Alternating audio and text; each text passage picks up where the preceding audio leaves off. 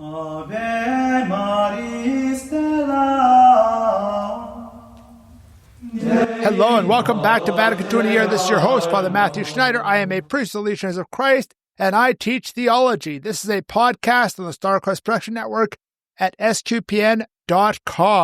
Today we're on day 179. We're covering Gravissimus Educationes 9 on types of Catholic schools. If you want to follow along, we have a reading plan and more details at sqpn.com/Vatican or frmatthewlc.com/Vatican. Yesterday we spoke about how the Church has the right to build schools, and this is an important postulate of the Church and of teachers. Today we're moving on to the title of today is Different Types of Catholic Schools, 9 here. And the summary is the Church should build normal primary and secondary schools, but also specialized ones like trade school, adult ed, special ed, etc. So let's summarize the 3 subparagraphs. A is all Catholic schools are good, even those with mainly non-Catholic students. So this is something that's important, especially in like mission territories. I think Brett in the interview mentioned Mother Teresa before she started the missionary charity was in India, teaching a school largely with non-Catholic students, as an example. And then B is we need to look for specialized Catholic schools, and C is about all Catholics supporting Catholic schools. So let's read 9a. To this concept of a Catholic school, all schools that are in any way dependent on the Church must conform as far as possible, though the Catholic schools will take on different forms to keep with local circumstances. Thus, the Church considers very dear to her heart those Catholic schools found especially in areas of new churches, which are attended also by students who are not Catholics. So this is going back to that previous paragraph about Catholic schools, what we talked about yesterday, and saying, hey, these schools need to adapt to the circumstance. These schools need to conform to that.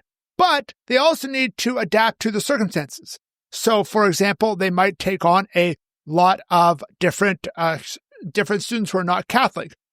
I know, for example, I was teaching at Belmont Abbey College in North Carolina, and North Carolina is not as Catholic as many other parts of the country.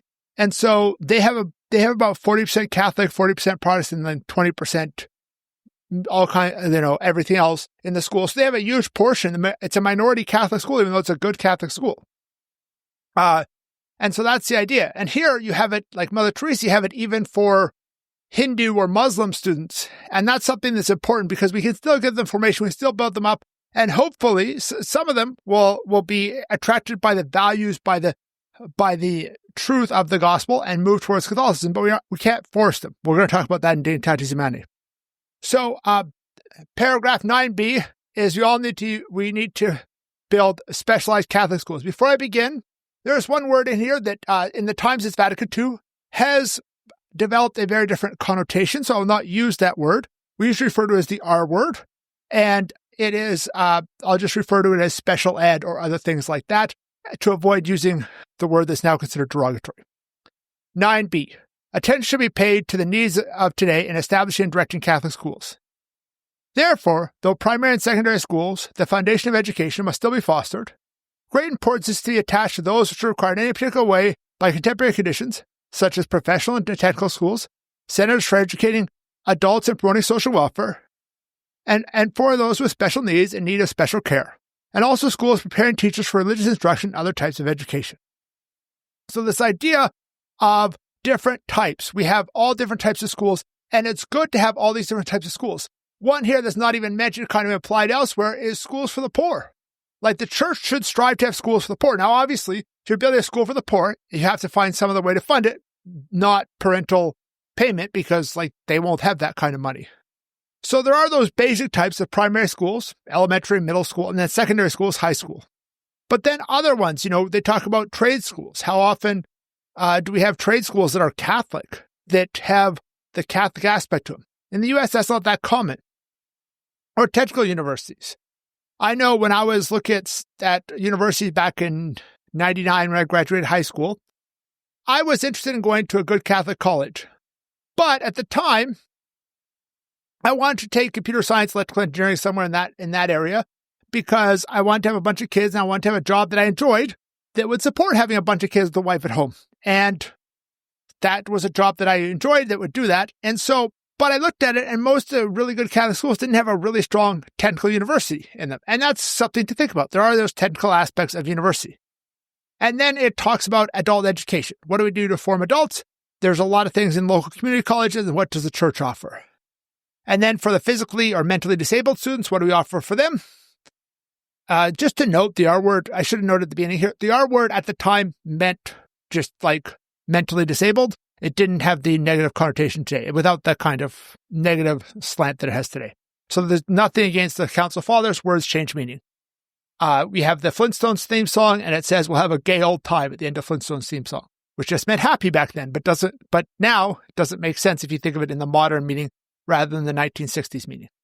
And finally, it talks about prepping teachers for religious education and other education. This idea of teacher colleges, of education majors in Catholic colleges, that's important, both for religious education and other types of education, to imbue it with a Catholic understanding.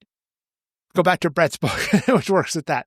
Now, paragraph 9c is about everybody else supporting Catholic schools, because Catholic schools shouldn't just be supported by parents, supported by teachers. They should be supported by all Catholics. So let's read it.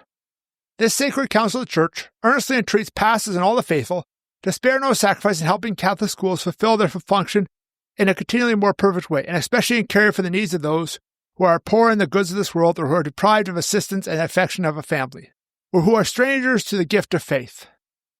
So this is this idea we need to support Catholic schools, financial and effort, that pastors are supportive of the local Catholic school. They promote it, that Catholics are volunteering for it, helping out, things like that. Obviously, some of it is going to be financial in how we help it out financially, but then it's also in our attitudes and in our volunteer work, or our things like that. And there is that importance of the schools for the poor, which I kind of mentioned in the previous paragraph. I forgot. I don't know why I forgot it was here even though I prepared this like a little bit ago. This usually I prepare it right before I record it. Today I prepared it. Then I went and did lunch and had a few errands after lunch, and then I came back to record it. So maybe I forgot in that little time. Anyway, so there in the Catholic social doctrine, there's a preferential option for the poor. And I think it's important here, even in schools, to think about how we can give that preferential option. I think in the Legion and Regnum Christi, we have a great opportunity in a lot of the more Latin American countries and more Catholic countries like the Philippines, where we have these Man Omega schools, which are schools that have great Catholic formation and give a good education to students who are not that well off. And from that, you then have a bunch who are then able to get into university, and that's one of the best ways to break the cycle of poverty that they might have had for a few generations there. So thank you for listening to this episode of Vatican II in a Year. This is a listener-supported podcast. You can donate to help Star Cross Bruce and other great podcasts at sqpn.com/give. You can give monthly, one time, or join the Star Cross Patreon. Tomorrow we're going to continue with the next paragraph of Gravissimus Educationis, which is paragraph 10 on Catholic higher ed, colleges, seminaries, grad school, etc. Please join us then to learn more about Vatican II, which provide a blueprint for the Catholic Church. Go to sqpn.com/Vatican, frmatthewlc.com/Vatican, or Vatican SQPN on Facebook and X for more information on the podcast, such as playlists for individual documents and a reading plan. Amen.